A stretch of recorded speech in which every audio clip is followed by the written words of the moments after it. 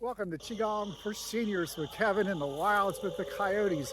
One thing Qigong has taught me is that nature is full of healing power, and the calls of coyotes remind me so much of the earth element and the healing power of the sounds for the pancreas and spleen, the whoo. So enjoy these coyote calls and may you be blessed and filled with Qi. Okay, I am out here. I'm going to pick up my recorder to set out overnight in this kind of mucky, swampy area. I'm always cautious about alligators and water moccasins around here. Maybe rattlesnakes, but mostly cottonmouths. I do see a lot of those. I can hear the Martians out there calling. And carefully where I step.